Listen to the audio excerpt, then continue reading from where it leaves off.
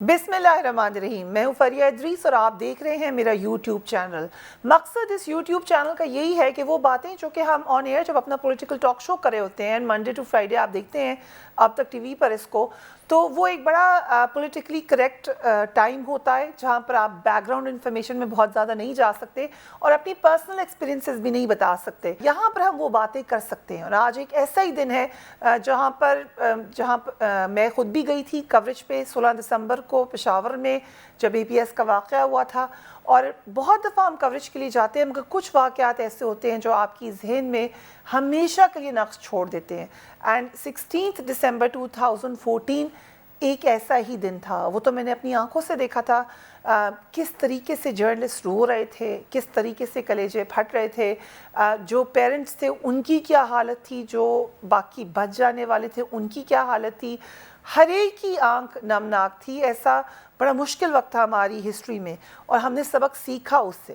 مگر یہ بھی ایک اتفاق ہی نہیں ہے کہ 16 دسمبر ہی کو ایک اور بھی بہت تکلیف دہ دن ہے. 1971 کی طرف میرا اشارہ ہے. ہماری تاریخ کا 16 دسمبر اگر ایک المناک ترین دن ہے تو اسی طریقے سے 1971 بھی وہ دن ہے جس دن پاکستان دو ٹکڑے ہو گیا تھا.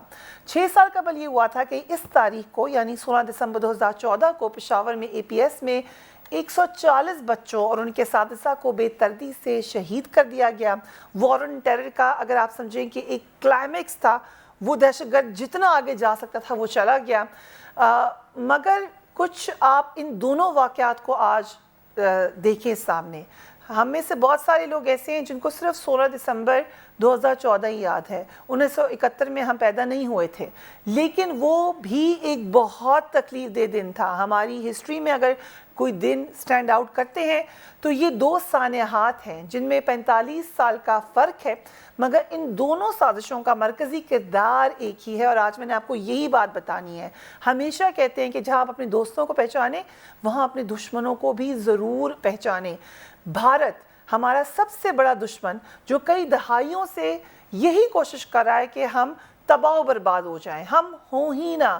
جب میرے ٹاک شوز میں کئی دفعہ ایسے ہوا کہ ہم نے لیا بھارت سے کسی کرنل کو، کسی اور اینالسٹ کو، اور آپ دیکھ سکتے ہیں یہ یوٹیوب پہ یہ ویڈیوز ہیں جہاں پر وہ مجھے آگے سے یہ کہہ دیتے تھے کہ آپ کا تو حق ہی نہیں ہے ایگزسٹ کرنے کا.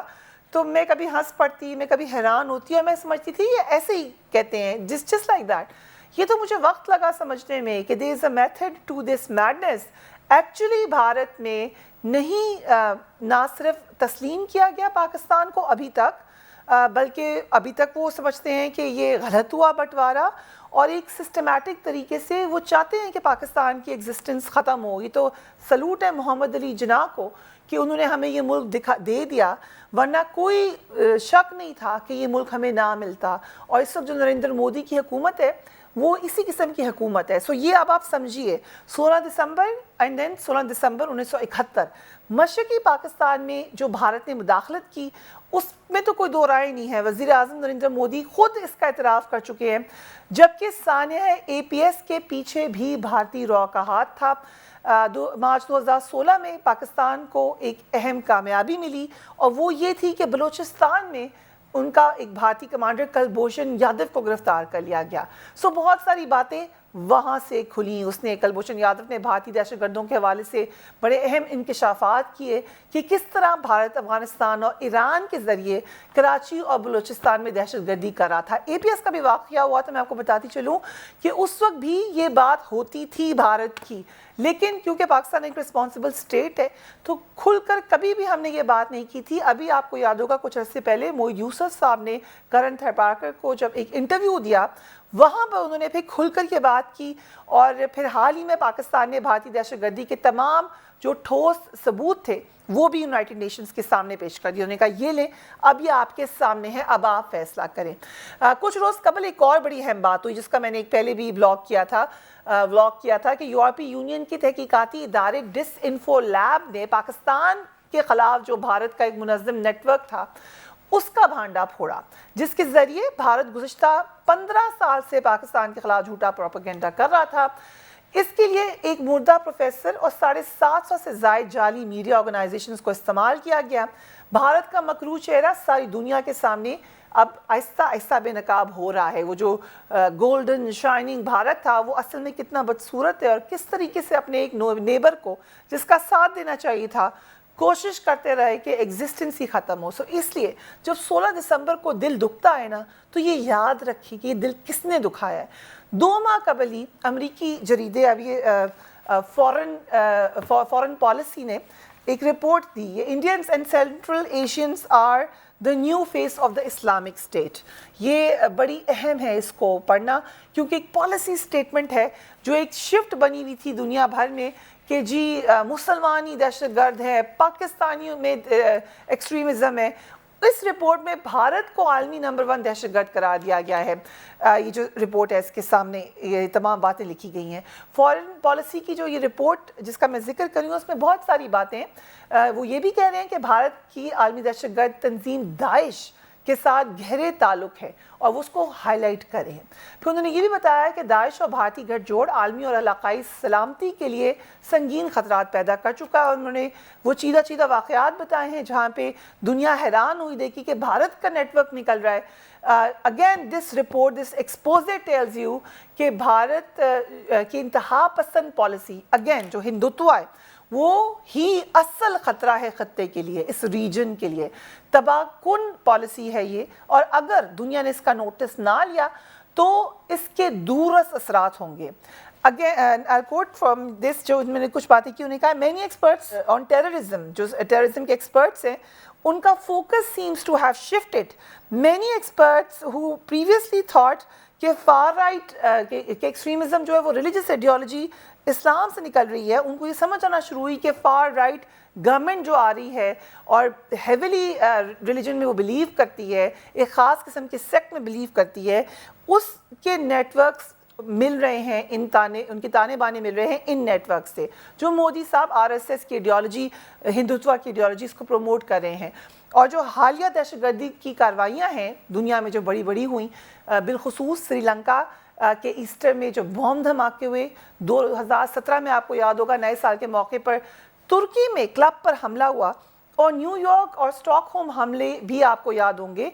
یہ دنیا ان سے ہل گئی تھی, مگر پھر پتہ کیا چلا اکارڈنگ ٹو دس رپورٹ کہ ان حملوں کی پلاننگ میں بھارتی ہاتھ شامل تھا. سو یہ جو ایک نروانا, ایک peace loving, we are very peace loving nation, we include every one, تمام خواب ٹوٹنا شروع ہوا. دنیا کو اب پتہ چلنا شروع ہوا, اب پتہ چلا کہ پاکستان کے ساتھ کیا ہو رہا تھا. آپ لوگوں کو بھی اب پتہ چلنا چاہیے. یس, سب کا دل چاہتا ہے دوستی کرنے کا, ہمارا بھی بڑا دل چاہتا ہے دوستی کرنے کا, لیکن کیسے آپ اس سے دوستی کر سکتے ہیں جو آپ کو مسلسل تھپڑ مار رہا ہے, مسلسل آپ کے خلاف کام کر رہا ہے, آپ کی نیشن کو نہ صرف ان کا مورال ڈاؤن کرے, جھوٹی بات کر کے آپ کو کہہ رہے ہیں آپ غلط ہیں, ہم غلط ہیں. سو یہ ثابت ہو گئی کہ اب جو پاکستان کو اصل خطرہ ہے وہ بھارت سے ہے, اور مینی لیولز پر ہے. صرف ایسے ہی نہیں ہے, سرحدوں پر ہی نہیں ہے, یہ آپ کے اندر انگریس ہے, آپ کے اندر سے باتیں ہو رہی ہیں, آپ کا مورال ڈاؤن کرنے کا, جیسے میں نے کہا پروپیگنڈا کرنے کا میں نے کہا. سو جو ہر قیمت پر چاہ کیا رہا ہے بھارت کے ایک ڈس ارے ہو جائے, عدم استحکام کا شکار کرنا چاہتا ہے. اب آ جاتے ہیں نریندر مودی صاحب کے پاس. ان کی جو ہندوتوا کی پالیسی ہے, ہندوتوا کی بالادستی ہے, وہ خواب یہ ہے کہ ایک خاص علاقہ ہے جس میں بس ہندوؤں کا راج ہو, جو ان کی کتابوں میں, ان کی لٹریچر میں لکھا گیا ہے. اب پاکستان جو ہے وہ سب سے بڑی رکاوٹ ہے ہندوتوا کی اس خواب میں, اس ڈریم میں. آپ سمجھ لیں جو ہندو سپریمیسی کی ایک ڈریم ہے کہ کون کون سا علاقہ ہم نے لینا ہے. ادھر سے جو اسرائیل تھا ان کا ایک ایسا ہی خواب تھا کہ کہاں کہاں ہم لوگوں کا راج ہوگا, ادھر سے یہ راج. ایسے اگر آپ دونوں ماڈلز کو کبھی پڑھیں, and I will try to explain these to you, آپ کو نظر آئے گا کس قدر سٹارک سملیرٹیز ہیں وہاں پہ جو اسرائیل نے فلسطین میں کیا, اور ادھر جو ہو رہا ہے مسلمانوں کے ساتھ بھارت میں. سو اسی لیے بھارت پاکستان کے خلاف مسلسل ایک کنٹینیوس ایفرٹ ہے, سازش پر سازش. اب سی پیک کا منصوبہ آ گیا, وہ بھارت کے لیے بڑا مسئلہ ہے, سب سے بڑا ہدف ہے. چین اور پاکستان کی دوستی بھارت کو بری طرح کھٹک رہی ہے, کیونکہ وہ سمجھتے ہیں سی پیک گیم چینجر ہے. پاکستان اور سعودی عرب میں ہم نے یہ دیکھا پچھلے کچھ دنوں میں فاصلے ہوئے. اب یہ again this is now international, آپ ذرا اوپر سے اس کو میکرو کازم دیکھیں, ہیو این ایریل ویو, تو آپ کو نظر آئے گا کہ بلاکس بن رہے ہیں دنیا میں. ہوا یہ کہ جیسے ہی تھوڑی سی دوری ہوئی پاکستان میں اور عرب ممالک میں تو بھارت نے اس کی پورا فائدہ اٹھانے کی کوشش کی. حال ہی میں ہوا یہ کہ بھارتی آرمی چیف نے سعودی عرب اور متحدہ عرب امارات کا کچھ روزہ دورہ کیا. اگین میں آپ کو یہ خبر دکھاتی ہوں اور یہ اس لیے اہم تھی کہ بھارت میں ایسے ہوتا نہیں. وہ تو بڑا کہتے ہیں کہ جی ہم نے ایک خاص رول دیا ہوا ہے فوج کو. India army chief embarks on historic trip to UAE and Saudi Arabia. We know سعودی عرب سے بڑے کلوز ان کے تعلقات ہو رہے تھے, یو اے ای سے ہو رہے تھے, بہت سارے معاملات بزنس کے معاملات ہوئے ہیں, بہت بڑی تعداد میں انڈینز وہاں پر موجود ہیں جو نوکریاں کر رہے ہیں. یہاں پہ میں آپ کو دیتی بھی ہوں جو اس کا فگر ہے. Gulf region is home to 8.5 million Indian workers with more than 2.7 million living in Saudi Arabia. اور تقریباً جو یو اے ای کی ٹوٹل ورک فورس ہے اس کا 30% ہے ہی انڈینز کے اوپر. سو کسی بھی بھارتی آرمی چیف کا یو اے ای اور سعودی عرب کا دورہ کرنا بڑا اہم تھا. پتہ چلا کہ معاملات آگے تک جا رہے ہیں. بھارتی آرمی چیف نے اس دورے میں یو اے ای اور سعودی عرب کی اعلیٰ فوجی قیادت سے ملاقاتیں کی. ان ممالک سے دفاعی تعاون بڑھانے پر بات چیت ہوئی, مگر پاکستان بھارت کی چالوں پر گہری نظر رکھے ہوئے ہے اور بھارت کے ہر حربے کو ناکام بنانے کی کوشش کرنا چاہتا ہے. اس میں آپ کی مدد اس لیے چاہیے کہ آپ کو اندازہ ضرور ہو. اب یو اے ای سعودی عرب ہمارے بھی دوست ممالک ہیں, ہماری بھی بڑے تعداد میں لوگ وہاں موجود ہیں. کچھ لوگ یہ سوال اگین اس رپورٹ میں یہ سوال ہے کہ کچھ لوگوں نے ہیومن رائٹس آرگنائزیشنز نے اور ہیومن رائٹس ایکٹیوسٹ نے کم سے کم یہ سوال ضرور اٹھایا ہے کہ ابو دھابی ریاض جو ہیں وہ مودی کو اتنا آنر کرتے ہیں, جبکہ کشمیر کا معاملہ ہے, انڈیا میں مسلمز کے ساتھ بہت برا سلوک ہو رہا ہے. سوشل میڈیا پہ آپ نے یہ معاملات دیکھے, لیکن جو ان کی آپس کی قربتیں ہیں وہ بڑھتی ہی چلی جا رہی ہیں. اور پاکستان کے حوالے سے ان کی جو پالیسی ہے وہ فرق ہے. اب اس میں بہت سارے فیکٹرز ہیں. آبویسلی انٹرنیشنل ریلیشنز پہ جو نظر رکھتے ہیں, اسرائیل کی ریکگنیشن ایک بڑا اہم فیکٹر ہے. بہت سے اینالسٹ یہ بھی سمجھتے ہیں کہ پاکستان کیونکہ اسرائیل کو نہیں ریکگنائز کرتا, اس وجہ سے بھارت کی طرف ٹلٹ زیادہ ہو گیا سرٹن ممالک کا.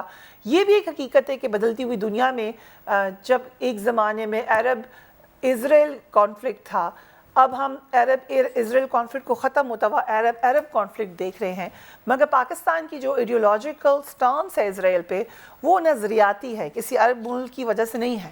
اسی وجہ سے جو معاملات ہیں وہ نظریاتی طور پر ہی دیکھے جا رہے ہیں.